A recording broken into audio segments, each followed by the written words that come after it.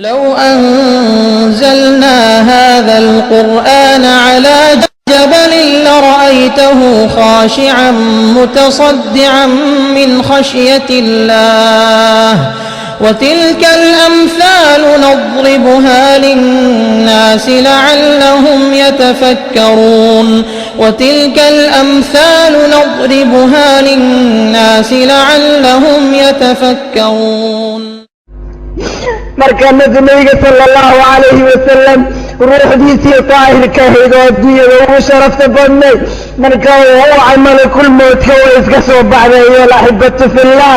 ilaahay xaggiisii ayaada yalaadahu fillah isagoo nabiga sallallahu alayhi wasallam ku celcelinayo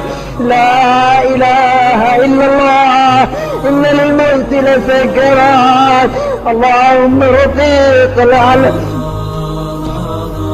أيها الأحباب في الله رواية النوع سوسار طبراني يا سوسار ابن سعدي غير كودي النبي صلى الله عليه وسلم جريديسي وحايد مالين اثنين بشهر ربيع الأول الذي يتشبه كيدي سيد المشهور علماء جواهير تيسكوا فقد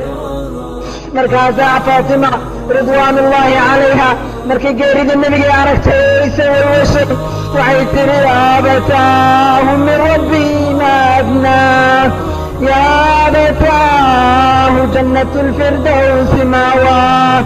يا أبتاه إلى جبريل مناه يا أبتاه أجاب ربا دعاه markaas kadibna waxay noolaatay bilood kadib ay nabiga ka dambaysay maalinta ka dambaysayna nabiga geeridiisii ka dambaysay ilaa 6 bilood maynan qoslim radiyallahu anha wa ardaaha ayuha alaxbaabu fillah macaanan uga danqanaynin nabigeennii geeridiisii macaanan uga murgoonaynin nabigeennii maaragtay geeridiisii muxuusan qalbigeennii u go'aynin oo uga go'aynin nabigeennii geeridiisii huwa الله الذي لا إله إلا هو عالم الغيب والشهادة هو الرحمن الرحيم هو الله الذي لا إله إلا هو الملك القدوس السلام المؤمن المهيمن العزيز الجبار المتكبر سبحان الله عما يشركون هو الله الخالق البارئ المصور له الأسماء الحسنى